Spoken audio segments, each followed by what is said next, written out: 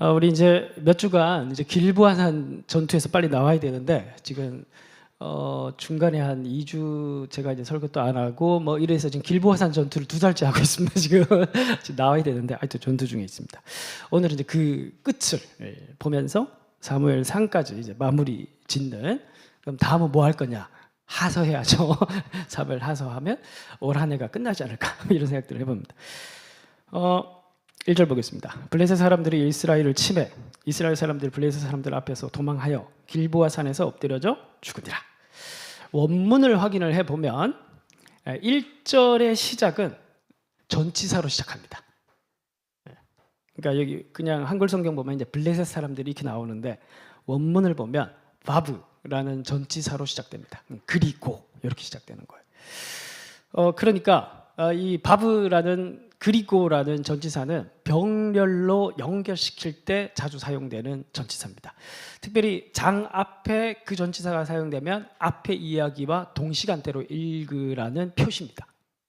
그럼 무슨 말이냐?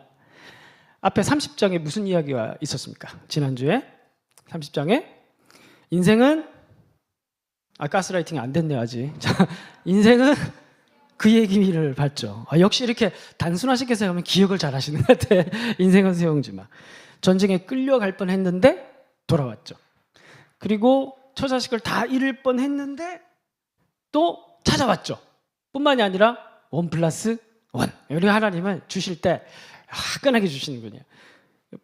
그냥 자손만 처자식만 찾아온 게 아니라 하나님이 마치 이제 이집트에 내려간 아브라함이 거기서 막 자기는 사고 쳤는데 하나님이 다 수습해주고 와이프도 돌려줄 뿐만이 아니라 엄청난 재물까지 같이 해가지고 출애굽을 해서 그때부터 이제 자산이 이제 많아진 이제 그런 족장으로 거듭나게 했는데 이번에도 하나님이 똑같이 다윗은 그냥 살아갔어요. 이제 뭐 특별히 뭐 잘한 것도 없고 못한 것도 없고 뭐 그냥 그렇게 이제 살아갔습니다. 그런데 이 모든 위기들을 계속 겪으면서 하나님께서 더 섭리로 좋은 길로 인도하셔가지고 나중엔 처자식뿐만이 아니라 아말렉이 노략질하는 민족이라고 했죠. 그래서 그 남부 지역에 여기 유다 지파가 있고 시글락이 있고 아말렉이 있는데 요 밑에를 다 털었어요 얘네들이. 그래서 유다 지파까지 털어가지고 이제 많은 노략질한 재물들이 있었는데 그걸 이제 싹 가지고 돌아온 겁니다. 싹 가지고 돌아와서 이걸 어떻게 합니까? 유다 지파에 보내죠. 그러면서 유다 지파 사람들의 뭘 얻습니까? 마음을 얻어서 이게 나중에 뭐의 근거가 됩니까? 사무엘 하세에 가면 지난주에 말씀드렸죠? 이게 근거가 돼서 남유다의 왕으로 먼저 즉위합니다. 그리고 7년 뒤에 통일 이스라엘의 왕이 돼요. 그러니까 이 자신의 커리어 때문에 왕이 될 커리어 때문에 아말렉의 이 전투에 끌려가서 큰일을 치를 뻔했는데 그게 아니라 전혀 예상하지 못한 희한한 방법으로 하나님의 방법으로 결국에는 왕이 되는 길을 가게 된 거예요. 자기도 모르게. 그래서 앞에 이야기는 정말 엎어져도 말이 이상하네. 어쨌든 뭘 해도 잘 되는, 뭘 해도 잘 되고 잘 풀리는 그런 이제 누구의 이야기? 다윗의 이야기. 다윗의 이야기 30장에 있었고 그리고 연결시키면서 동시간대. 그러니까 다윗이 그렇게 막 잘 풀리고 하나님의 섭리로 막 일이 꼬이려고 하는데 더 잘 되고 이 꼬이려고 하는데 더 잘 되고 그러면서 뭔가 그 길로 쭉 가고 있는데 한쪽에서는 대조적으로 동시간대에 잘 되고 있는데 이쪽은 완전히 초전박살 나는 이야기가 대조법으로 나오고 있는 게 30장과 31장이라는 거예요. 그걸 이제 동시간대 보라고 31장 자체가 그리고라는 바브라는 접속사로 시작이 되고 있다는 겁니다. 근데 1절 다시 보면 또 원문을 확인을 해보면 1절에서는 이게 그냥 쭉 이어서 한 문장으로 되어 있죠. 한글 성경에는. 근데 이게 동사로 다 끊겨 있습니다. 그러니까 이스라엘을 쳤다. 블레셋 사람들 앞에서 도망했다. 그리고 길보아 산에서 쓰러졌다. 이렇게 되어 있습니다. 그러니까 실감나게 동사로 다 끊어져서 나오게 되어 있습니다. 그러니까 한쪽에서는 뭐든지 풀리고 있는데 한쪽에서는 완전히 실감나게 초전박살나는 이야기를 딱 대조시키면서 시작을 하고 있다는 겁니다. 그러니까 이게 우리가 이제 이 말씀을 읽으면서 독자들에게 얘기를 하고 있는 게 좀 답답하고 지쳐도 그 순리대로 기다리면 어떻게 하나님의 백성은 하나님이 어떻게 인생은 지난주 설교에서 연속 전당같이 헤어나올 수가 없어. 그 이제 하나님의 백성들은 걱정하지 마세요. 다 부딪혀도 때가 되면 어떻게 풀어가셔. 할렐루야. 풀어가십니다. 하나님께서 풀어가시고 이렇게 불순종하고 사울 같은 이렇게 강팍한 인간은 왕이라도 안 풀려. 초전박살, 마지막에 다 초전박살 나는 거예요. 그러니까 사실 오늘 이제 약간 그런 맥락에서 독자들에게 그렇게 메시지를 던지면서 넘어가고 있는 것입니다. 자, 그런데 오늘 31장은 사무엘 상서라는 큰 책이죠. 그리고 역사의 엘리 제사장부터 해서 사무엘, 그리고 이제 사울 초대왕, 그리고 초대왕의 마지막 죽음, 이 장면까지 마치 이제 대하 드라마, 하나의 큰 사극 같은 대하 드라마가 쭉 진행되다가 큰 막을 내리고 이제 새로운 막이 시작하는 딱 그 경계에 있는 장이기 때문에 단순히 사울이라는 한 개인의 이야기는 아닙니다. 오늘 그게 이제 초점이고, 자, 1절 핵심 뭐예요? 1절의 내용은 누가 죽었어요? 누가 쓰러졌어요? 이스라엘 군사들이죠. 자, 2절 봅시다. 블레셋 사람들이 사울과 그의 아들들을 추격하여 사울의 아들 요나단, 장자부터 나오죠. 아비나답, 말기수와 세 아들이 다 죽습니다. 큰 것에서부터 덜 중요한 것에서부터 가장 중요한 것에 이르기까지 쭉 이제 망하는 이야기가 나오는 겁니다. 가장 먼 건 누구였어요? 이스라엘 백성들, 그 다음에 사울의 세 아들들. 그럼 마지막은 누굴까요? 사울이죠. 3절. 사울이 패전함에 이제 싸우다가 꺾인 거예요. 꺾여서 도망가고 있습니다. 활 쏘는 자가 따라잡으니 사울이 그 활 쏘는 자에게 중상을 입은지라. 이게 열왕기사에 나오는 아합 왕이 죽는 장면이랑 똑같죠. 그러니까 이 장면은 뭐냐면 우연히 일어난 것처럼 보이는 하나님의 섭리인 겁니다. 앞에는 하나님의 섭리로 살고 여기는 하나님의 섭리로 죽는 거예요. 딱 그 얘기를 지금 대조를 하고 있는 겁니다. 결국 하나님께서는 널 버렸다. 그리고 너 이제 사울은 계속 이제 하나님께서 심판의 말씀을 선포했는데, 그러나 이제 하나님의 때가 이르지 않아서 살려둔 거고, 이제 하나님의 때가 이르러서 결국 회개치 않고 끝까지 강박해서 그러고 있으니 이제 마지막 이 때에 하나님께서 우연히 보이는 이 화살이 이제 사울에게 맞아서 이제 죽게 되는 장면인 겁니다. 4절. 그가 무기를 든 자에게 이르되 내 칼을 빼어 그것으로 나를 찌르라. 할례 받지 않은 자들이 이제 이방인들이 나를 모욕할까 두렵다. 하나 무기를 든 자가 심히 두려워하여 감히 행하지 아니하는지라. 이에 사울이 자기의 칼을 뽑아서 그 위에 엎드려 지매. 이제 자결을 한 거예요. 스스로 명예로운 죽음을 사울이 선택을 한 겁니다. 5절 다 같이 읽겠습니다. 시작. 참 비극적이죠. 그렇죠? 마지막 장면이 굉장히 이제 비극적입니다. 굉장히 이제 비극적이고, 근데 1에서 6절까지가 앞에 이야기 전체 이제 사울의 이야기를 마무리 짓는 그 단락인데, 6절이 이제 다 가름하는 그 구절이에요. 사울과 세 아들과 무기를 든 자와 그의 모든 사람이 다 그날에 함께 죽었더라. 이걸로 끝납니다. 무슨 말이냐면 강조법이에요. 왜냐하면 사울의 아들 중에 이스마엘이 살았어요, 죽었어요? 살았죠, 그죠? 그리고 함께 출전했던 군사령관 아브넬이 살았어요, 죽었어요? 살았죠, 그죠? 그러니까 함께 다 죽지 않았어요. 강조법이에요. 뭘 강조하고 싶은 거냐 하면 앞에 모든 이스라엘 백성들, 사울의 세 아들, 사울까지 해서 이스라엘이 끝났다는 거예요. 한 시대가 종말이 왔다는 겁니다. 그러니까 사울 왕조가 끝나면, 잘 보세요. 지금 우리 사무엘상 31장 마무리하고 있는데, 우리가 지금 뒷부분에 가서 사울 왕을 계속 추적을 하다 보니 계속 사울만 남잖아요, 그죠? 근데 이 책을 쓴 저자는 어디에서부터 시작을 했습니까? 엘리 제사장에서부터 시작을 해서 이스라엘의 이야기를 하고 있어요. 마무리가 뭘로 마무리되냐 하면 이스라엘의 이야기로 마무리가 되는 겁니다. 이해가 되시죠? 사울 얘기가 아니라 이건 이스라엘의 그 어두운 시대가 완전히 끝났다. 종말이 왔다. 완전히 끝났다. 왜냐하면 지금 무슨 전투예요?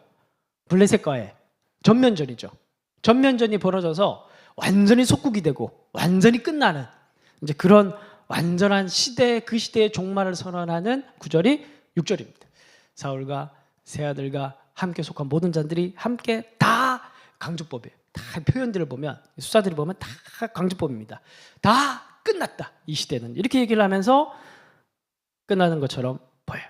그러면 이 표현을 하는 저자는 독자들에게 지금 마지막 교훈으로 뭘 생각하기를 원하는 겁니까? 이렇게 얘기를 하는 것. 결론적으로. 그래서 뭐 잘 안 돼서 좋다는 건 아니잖아요. 그죠? 뭘 지금 요청을 하는 겁니까? 무슨 생각을 지금 하도록 만드는 겁니까? 지금까지 쭉 진행된 이야기를 통해서 결국 독자들은 지금 뭘 생각하라? 왜 이렇게 이 시대에 마지막 종말이 올 수밖에 없었는지, 왜 다 망할 수밖에 없었는지 근본적인 이유를 지금까지 설명한 포인트를 이제 기억하라는 메시지인 거예요. 왜 망했을까요? 왜? 오늘날 우리 시대도 참 문제가 많죠. 시대도 보면 이제 뭐 약간 망한 시대 같기도 하고 느낌으로 교회도 문제가 많아요. 그죠? 교회도 망한 것 같고 뭐 교회가 망할 수는 없지만 이런 느낌을 받는다는 거예요. 나라도 문제가 많고. 제가 예전에 이제 한번 말씀을 드린 적이 있는데 앞으로 한 3번 정도 더 얘기를 할 거고 유튜브를 제가 오래전에 2019년인가 그때 이제 시작을 할 때 한 가지 다짐을 한 것이 있습니다. 이제 시장 조사를 하잖아요. 시장 조사를 해보니까 2019년 뭐 20년 이제 유튜브 거의 이제 코로나가 오기 전 초기 시장 때 어떤 컨텐츠가 유행했을까요? 2019년 20년 우리나라 완전 유튜브 초기 때 기독교 컨텐츠로 뭐가 많이 유행을 했을까요? 교회 욕을 하는 컨텐츠가 아주 성행했었습니다. 교회 막 검색을 해보니까 막 거의 이제 막 교회 이것이 문제입니다. 클릭해서 들어가 보면 막 인상도 더러운 애가 나와가지고 이제 막 이런 교회 절대 가지 마십시오. 막 이런 컨텐츠가 되게 많았습니다. 그래서 제가 유튜브를 이제 시작을 하면서 한 가지 다짐을 한 게 있는데 내가 이런 비판하는 컨텐츠는 절대 하지 말자. 비판하거나 욕하는 컨텐츠는 절대 하지 말자. 그런데 그때 당시에 그런 컨텐츠들이 성행을 했고 사람들이 구독도 많이 해줬고 가면 막 댓글도 많이 달리고 자기 목사님 욕 막 하고 내 이름 있는 거 찾아보고 막 그런 것들이 많았습니다.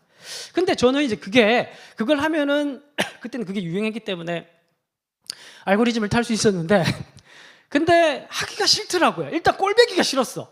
그걸 하고 있는 그 사람이 꼴보기가 싫었고 우물 자기 얼굴에 자기 먹는 우물에 침 뱉는 그런 느낌이었고 가장 중요한 건 뭐냐 하면 저의 성향을 아주 거스르는 짓이었습니다.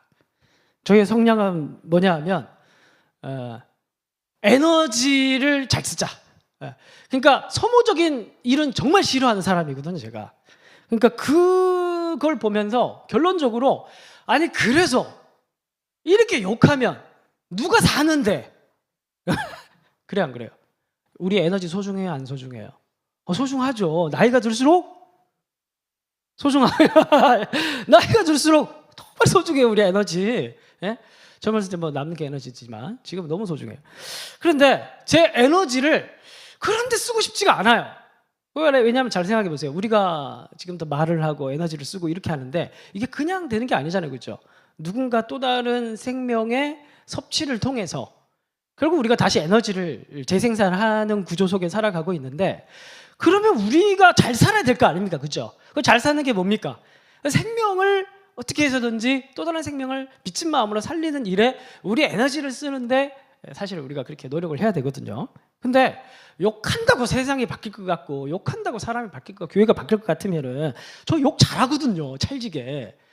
저희 교회 오신 분들 중에 어떤 분은 제가 유튜브 그런 적이 없는데 유튜브의 영상 중에 제가 한번 욕하는 걸 듣고 이 교회 꼭 가야겠다. 그 오신 분이 계세요. 장남부에 하나님이 역사하시면 욕하더라도 오시는 거. 어쨌든 욕을 찰지게 할 수 있는데 근데 안 하는 이유가 있어요. 그렇게 해서 사람을 살릴 수가 없거든. 그래서 고민을 하다가 사람이 언제 바뀌냐? 제가 제 경험으로는 사람은 언제 바뀌냐? 말씀으로 바뀌는 거예요. 저도 그렇게 바뀌었고. 그래서 성경이 제일이다. 하려면 그냥 성경 관련된 것만. 근데 그때 당시에 정말 제가 시조세입니다. 시조세. 유튜브에 성경으로 가르치는 시조세입니다. 2019년에 성경으로 유튜브에서 가르치는 사람 거의 없어요. 정말 찾아보기 시조세. 지금 몰락해 가고 있는데 지금 다른 사람들이 뜨고 있고 뭐 현승호 이런 애들은 30만 명 다 돼가고 있는데 저는 저희 개척할 때 6만이었는데 지금 아직도 6만대 있어요. 그래서 어쨌든 시조세라는 게 중요해요. 그래서 이제 성경 관련된 것만 그렇게 올리도록 했습니다. 여러분, 오늘 우리 시대도 참 문제가 많아요. 교회도 문제가 많고, 나라도 문제가 많고, 지도자들도 문제가 많고, 그래요. 사울 왕이 정말 잘못했죠. 사무엘상 이야기를 쭉 봤을 때 사울 왕이 정말 잘못했죠. 그죠? 그리고 우리가 지금 우리나라 대통령들도 보면은 정말 잘못 뽑아서 시대가 또 망한 것도 많고, 그죠? 또 우리 교회도 보면 누가 제일 욕을 먹어야 돼요? 누가 제일 크게 해결을 해야 됩니까? 저요? 목사들이 제일 잘못한 게 맞아요. 제일 욕 많이 먹어야 되고 회개하고 각성해야 되는 거 맞습니다. 그러나 사무엘상 8장 7절 띄워주십시오. 여호와께서 사무엘에게 이르시되, 잘 보세요. 이 비극의 시작 저겁니다. 백성이 내게 한 말을 다 들으라 하는 그들이 너를 버림이 아니요 나를 버려 자기들의 왕이 되지 못하게 함이니라. 결국 사울 누가 뽑았어요? 사울 달라고 누가 했어? 이스라엘이 달라고 했거든. 근본적으로 사울이 문제가 아니에요. 근본적으로. 물론 목사님들이 잘못했지만, 목사도 문제고 다 문제긴 하지만, 그렇게 욕한다고 문제가 해결되는 게 아니라는 겁니다. 그 목사들은 누가 뽑았어요? 물론 여러분들이 절 뽑은 적은 없지만 우리가 일반적으로 그 목사들도 누가 세웠어? 결국 또 교회가 세우고 사람들이 세우고 다 그렇게 한 겁니다. 지도자들도 마찬가지고, 비판하고 욕한다고 문제가 해결되는 건 아니라는 거예요. 마음은 시원해질지 모르겠지만 핵심적인 문제는 뭐냐 하면, 이 시대의 절망의 핵심은 뭐냐 하면 하나님의 왕권을 인정하지 않는다는 것이에요. 아무도 하나님께서 이미 하나님의 왕으로 계시는데도 불구하고 왕을 달라고 하는 게 문제인 거예요. 저게 처음부터 지금까지 있어왔던 문제였습니다. 왕이 있건 없건 중요한 게 아니에요. 자, 사무엘상 12장 24절. 너희는 여호와께서 너희를 위하여 행하신 그 큰 일을 생각하여 오직 그를 경외하며 너의 마음을 다하여 진실히 하나님을 섬기라. 왕을 주고 난 이후의 이야기예요. 왕이 있는 거 없는 거 중요하지 않아요. 하나님. 왕 달라고 하는 게 문제가 아니라, 이미 왕이 있는데 왕을 달라고 하는 그들의 태도. 그 태도는 무슨 태도냐면은 하나님의 왕권을 인정하고 싶지 않은 거예요. 겉으로는 인정하지만 그 요구 속에는 무슨 마음이 있냐면 하나님의 목소리를 듣고 싶지 않은 거예요. 사무엘상 시장도 무슨 시작이었어요? 그 시대에 왜 어둠이 찾아왔습니까? 엘리 제사장이 눈이 어둡잖아요. 눈이 어둡다는 말을 뭘로 표현합니까? 하나님의 목소리가 들리지 않더라. 그래서 그 시대를 어둠으로 표현한 겁니다. 아무도 하나님의 목소리를 듣고 싶어 하지 않는 거예요. 그 시대 문제가, 근본적인 문제가. 그런데 그 시대에 한 줄기 희망이 들어가기 시작하죠. 왜? 누가 희망이었습니까? 사무엘이 왜 희망입니까? 사무엘아 그 소리를 듣잖아요. 사울이 왜 버림을 받았습니까? 순종이 제사받아 막 낫고 여호와의 목소리를 청종하는 것이 수많은 재물들의 기름보다 낫다.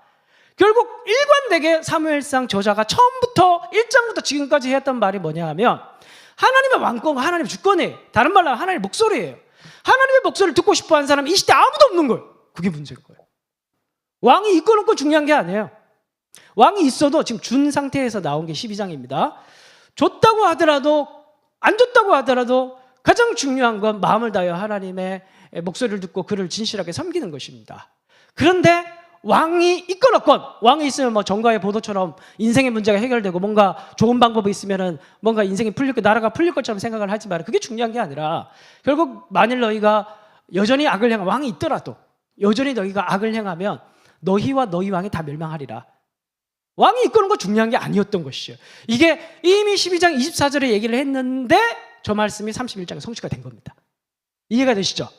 그러니까 12장 24절에 경고했던 저 말씀이 이제 31장 가서 성취가 되고 있는 게 오늘 마지막 그 장면이에요. 미가서 한번 띄워주십시오. 다시 한번 읽어보겠습니다. 제가 참 좋아하는 구절인데 시작. 여호와께서 내게 구하시는 것은 오직 정의를 행하며 인애를 사랑하며 겸손히 내 하나님과 함께 행하는 것이. 하나님이 늘 우리에게 요구하는 것은 위대한 일이라기보다 가장 위대한 일은 뭐냐면 하나님의 목소리를 청종하는 것이에요. 다른 말로 하면 하나님의 주권을 인정해 드리는 것. 지난주에 저희 교회 아주 놀라운 일이 있었습니다. 지난주인가? 30대 남자 청년이 왔어요. 기도하고 기도했는데 물론 자매들도 사랑합니다. 사랑하고 형제도 사랑하는데 형제는 더 사랑하고 그래서 이제 주중에 오늘 점심을 같이 먹었습니다. 마침 이제 마곡에 회사가 있어가지고 점심시간에 불러내서 같이 밥 먹었습니다. 이제 궁금했어요. 큰 교회도 많고 우리 교회는 장가 가기도 힘든데 그래서 알아서 하겠대. 걱정하지 마시라. 그래서 여러 교회 혹시 안 가봤냐? 안 가봤냐? 우리 교회 왜 왔냐? 뭐 이제 진짜 궁금해서 왜 왔을까? 뭘 보고 왔을까? 네이버, 페이스북, 어떤 경로로 왔을까? 그래서 이제 궁금해서 물어봤습니다. 진짜 특이한 포인트로 왔더라고요. 뭐 때문에 왔을까요? 여러분들 왜 왔어요? 뭐 때문에 왔을까요? 이 청년이 딱 나이 30인데 이 청년이 저희 교회에 오기로 결정한 계기가 여러분 절대 못 맞춥니다. 맞추면 점심 사드릴게요. 잘생긴 목사님? 이분이 뭐 때문에 왔냐 하면 PBS. 전혀 예상 못했죠. 저도 예상 못했으니까. 근데 너무 마음이 기쁘더라고요. 왜냐하면 이게 제가 굉장히 중요하게 생각하는 거거든요. 사실은. 그 주보의 한 면을 차지할 정도로 주보의 25%를 차지할 정도로 아주 중요한 부분이거든요. 이 형제가 어떻게 이제 PBS가 뭔지 아시죠? 저에게 오기 전까지 몰랐죠, 뭔지. PBS가 이제 개인 성경 연구 아닙니까? 그래서 이제 저도 이제 이 기쁨을 알아요. 그러니까 누가 이제 떠먹여주는 설교 말고 내 스스로가 본문을 이렇게 관찰하고 그리고 거기에서 얻어지는 깨달음과 개인적인 하나님 앞에서의 말씀의 체험들 이런 게 저는 목회자로서 크게 바뀌었던 계기가 되었었습니다. 그래서 이걸 전에도 한번 설교 시간에 말씀드렸지만 PBS, GBS 수련회 3박 4일 동안 뭐 이래서 사람들 많이 변화되는 것도 많이 경험을 했고요. 그래서 사실 제가 교회를 개척을 하면 PBS, GBS, 설교 이 삼위일체 루틴은 꼭 가져가야겠다. 그렇게 해서 지금도 이제 실천을 하고 있는데 여러분들 물론 잘 하고 계시겠지만 근데 이게 굉장히 사소해 보이지만 그리고 제가 막 특별히 이제 막 떠벌리고 막 그러진 않았지만 제가 굉장히 중요하게 생각하는 성도가 성장하는 중요한 본질 중에 하나였습니다. 여러분 이제 교회라는 데가 그냥 생각을 해봤을 때 사실 뭐 이런 것도 있고 저런 것도 있고 뭐 이런 프로그램도 저런 프로그램도 있고 뭐 여러 가지 이제 뭐 어떤 건 그렇죠. 그런데 또 목사님도 뭐 설교라는 것도 컨디션 좋을 때는 또 설교도 뭐 좋은데 어떤 날은 또 컨디션 안 좋고 그럴 때는 더 뭐 별로고 그래서 뭐 그럴 때마다 교회 옮겨야 되나 뭐 그렇게 생각할 수는 없잖아요, 그렇죠? 여러분 정말 중요한 제가 생각할 때 목회자 교회에서 중요한 건 뭐냐 하면 성도들이 늘 자기 스스로가 말씀을 오늘 또 스스로가 말씀을 관찰하고 거기서 얻어지는 하나님의 목소리를 직접 듣는 그 훈련 저는 정말 그게 성도들이 성장하는 중요한 포인트라고 생각을 하거든요. 근데 그걸 그 친구가 근데 알고 보니 그 친구가 어떤 선교단체에 있었는데 그 훈련을 많이 했더라고. 근데 그걸 하는 교회가 없어. 근데 그걸 저희 교회는 PBS라는 거 하니까 놀라서 온 거야. 그리고 또 한 가지 이제 그 선교단체는 선교를 더 중요하게 생각하는 특히 이제 미종족 선교. 우리도 이제 선교를 뭐 입으로는 많이 강조를 하니까 아직 아무 데도 간 데가 없어요. 누가 보면 막 그죠? 뭐 엄청나게 간 것 같잖아, 그죠? 이 가스라이팅의 이 힘이 강한. 입으로는 굉장히 많이 갔어요. 그래서 빨리 가야 되는데 뭐라도 하나 갔다 와야 되는데. 그래서 이게 선교를 또 강조하고 하니까 이 두 가지 때문에 왔다 그랬더라고요. 여러분 정말 오늘 이 사무엘상의 마지막 결론도 뭐냐 하면 결국에는 여전히 우리의 심령 속에 하나님의 목소리가 들리고 있는가 들리고 있지 않는가 이 싸움입니다. 결국에는 정말 복된 길은 뭐냐 하면 하나님의 목소리. 근데 하나님의 목소리 어떻게 들을 거예요? 이 성경을 통한 하나님의 목소리. 최근에 김용봉 목사님의 책을 봤는데 멋진 글귀가 있어서 생각이 안 나는데 말씀과 성령의 감화 감동에 대한 부분들을 이렇게 말씀을 하셨는데 굉장히 은혜를 많이 받았습니다. 우리가 성령의 충만을 어떻게 받냐? 어떻게 받아요? 뭐 이게 잠 모양 만들어서 기도 한번 부어주십니까? 성령의 충만을 어떻게 받아요? 진리의 영이신 성령께서 우리에게 어떻게 역사합니까? 말씀을 읽을 때 말씀을 가까이 하고 생각하고 그 속에서 여러분 오늘 아침에 깜짝 놀랐어요. 왜냐하면 제가 한국말로 생각을 하고 있더라고. 저는 한 번씩 이걸 놀랍니다. 생각을 한국말로 하고 있더라고. 그럼 한국말을 안 하지 뭘로 하냐 이런 생각을 할 수 있죠. 근데 저는 그게 놀라워요. 한 번씩 언어라는 작용 자체가. 그러니까 하나님께서 우리에게 언어를 주시고 언어로 생각하고 하잖아요.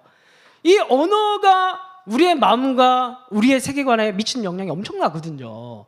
그 언어로 하나님께서 우리를 만나기를 원하시고 언어라는 방법으로 하나님께서 진리의 영으로 우리에게 감화 감동 주시기를 원하시고 그래서 하나님의 목소리를 언어를 통해서 우리에게 들려주기를 원하시고 그 들려주는 언어 속에서의 하나님의 목소리를 우리가 순복하고 따라갈 때 일어나는 성령의 역사들을 그게 이제 하나님의 주권을 인정하는 것인데 그걸 통해서 우리가 다윗이 걸어갔던 하나님의 섭리 그 복을 누리기를 원하는 게 하나님께서 우리에게 원하시는 인생의 계획일 텐데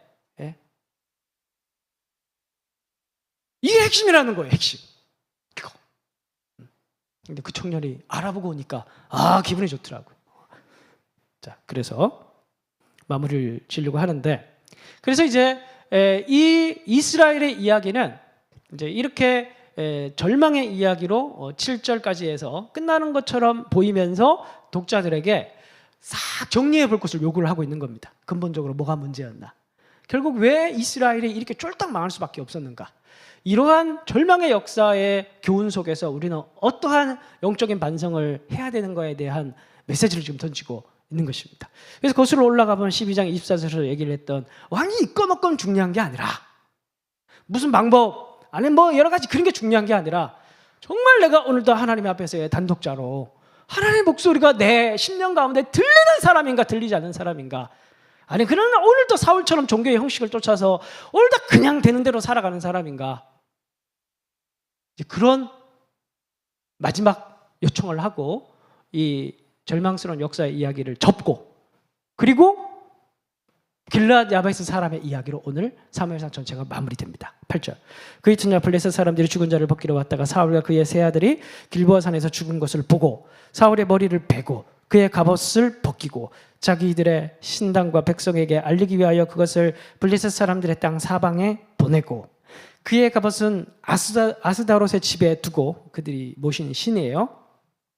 그의 시체는 벳산 성벽에 못 박음해 그러니까 치욕을 준 겁니다. 충분히 치욕을 준 겁니다. 이 이스라엘의 왕이었던 사울의 시체에 충분히 모욕을 준 겁니다. 11절 길르앗 야베스 주민들이 이게 이제 사무엘상 마지막 단락이에요. 왜 이 단락으로 마치는가를 생각하시라는 겁니다. 길르앗 야베스 주민들이 블레셋 사람들이 사울에게 행한 일을 듣고 모든 장사들이 일어나 밤새도록 달려가서 사울의 시체와 그의 아들들의 시체를 벳산 성벽에서 내려가지고 야베스로 돌아와서 거기서 불사른 이유는 뭐냐 하면 시체가 너무 모욕을 당해 있어요. 이때 관습적으로 매장 관습이지 화형 관습이 아닙니다. 불태우는 관습이 아닙니다. 그러니까 시체가 너무 모욕을 당해 있는 겁니다. 그러니까 이제 불사르는 거예요. 어쩔 수 없이. 13절 그의 뼈를 가져다가 야베스 에셀 나무 아래에 장사하고 7일 동안 금식하였다라는 말씀으로 끝납니다. 이 책이. 이거는 절망일까요? 희망일까요? 그냥 읽으면은 완전히 절망의 이야기로 끝나는 것 같죠? 근데 여러분 왜 이 이야기로 이 책이 마무리되는가 하는 답은 어디서 찾을 수 있는가 하면 사무엘상 1장에서 찾을 수가 있습니다. 사무엘 1장 책의 시작은 무엇으로 시작했습니까? 위대한 사사, 위대한 제사장, 위대한 선지자, 왕 같은 어떤 사람의 이야기로 사무엘상이 시작됐습니까? 이스라엘의 이야기가 시작됐습니까? 그건 2장부터죠. 3장인가? 2장부터죠. 1장은 무엇으로 시작합니까? 고통받는 불임 때문에 고통스러워하는 어떤, 그래서 문지방이 닳도록 하나님께 나가서 기도하던 불쌍한 한 이름 모를, 물론 이름 있지만 그 한나 1장 뒤에 안 나오잖아요. 그 이름 없는 한 여인의, 괴냘픈 한 여인의 이야기로 시작을 하는 겁니다. 그리고 그 여인은 하나님께 그 고통을 가지고 나아가서 결국에는 기도 응답을 받고 하나님을 찬양하면서 뭘 잊지 않아요? 뭘 잊지 않습니까? 서원을 잊지 않죠. 서원을 잊지 않고 은혜에 감사해서 받은 그 태의 열매를 그대로 다 드리면서 그 태의 열매가 이스라엘의 목소리, 하나님의 목소리를 들어가는 숨구멍이 됩니다. 그러면서 쭉 이어져 가다가 이 책의 마지막은 무슨 이야기로 끝나냐 하면 길르앗 야베스라는 이름 모를 한 작은 성읍, 요단 동편에 이제 므낫세 지파 안에 뭐 한 몇백 명 정도 사는 아주 작은 성읍, 거기에 있는 이름도 나오잖아요. 뭐 장사들, 남자들 이렇게 나옵니다. 그 사람들이 밤새 올라가서, 근데 이 사람들이 왜 올라갔을까요? 뭐 때문에 올라가서 목숨을 걸고 사울의 시체를 가지고 왔을까요? 통독 많이 하신 분들은 아실 텐데. 왜 올라갔어요? 그냥 에너지가 남아 돌아서 우리 에너지는 소중하다. 왜 올라갔어요? 사울 왕정 초기 때 암몬 족속이 쳐들어왔는데 사울이 가서 구해줬죠. 이들의 오른쪽 눈알을 빼버리겠다고 암몬 왕이 했는데 사울이 가서 그들을 구해줬습니다. 근데 이게 40년 전의 일입니다. 그 40년 전의 일을 기억하고 이 은혜를 갚기 위해서 길르앗 야베스라는 작은 성읍의 남자들이, 장정들이 목숨을 걸고 올라가서, 물론 버림을 받은 왕이지만 그 왕에 대한 은혜를 갚기 위해서 이 은혜를 갚는 행동을 하고 이들에 대한 이야기로 이 책이 마무리가 되는 것입니다. 결국에는 이 이야기는, 이 마지막 이야기와 첫 이야기를 왜 이 이야기로 마무리를 짓냐 하면, 결국에는 이러한 눈에 보이진 않지만 이름 모를, 그러나 저 구석에서 기도하고 있는 어떤 한 사람, 혹은 어떤 작은 교회, 그 사람들을 통해서 여전히 하나님께서는 무엇을 이루어 가시고 무엇을 끊지 않으시고 무엇을 준비해 가고 계신다는 것입니까? 눈에 보이는 건 우리가 교회가 망해가고 나라가 망해가고 모든 것이 다 절망처럼 보이는 깜깜한 어두운 밤이지만, 그러나 지난주일에 제가 말씀을 통해서 말씀을 드렸듯이 하나님께서는 시선이 어디 있는 겁니까?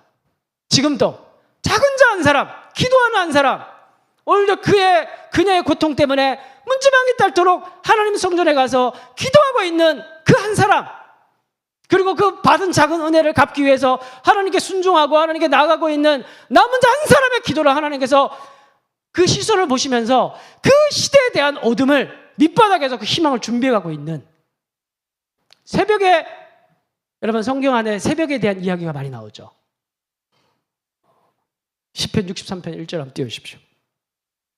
다 같이 읽어보겠습니다. 시작. 하나님이여 주는 나의 하나님이시라. 내가 간절히 주를 찾되 물이 없어 마르고 마르는 땅에서 내 영혼이 주를 갈망하며 내 육체가 주를 앙망하나이다. 여기 다윗의신데, 내가 간절히 주를 찾되, 내가 주를 찾습니다. 요 번역을 그대로 이제 다시 원문에 가서 보면 여기 두 가지 번역으로 가능합니다. 내가 주를 찾습니다. 이렇게 번역할 수가 있고, 맞나?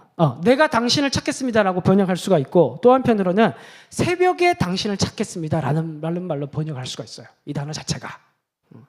그러니까 무슨 말이냐면, 언제 주님을 찾아요? 시적인 표현인데 주님은 언제 갈망해요? 새벽에. 왜 새벽에 갈망합니까? 새벽은 무슨 날이기 때문에? 아침을 기다리는 날이기 때문에. 예수님이 언제 기도했어요? 새벽 미명에. 새벽 미명은 뭐예요?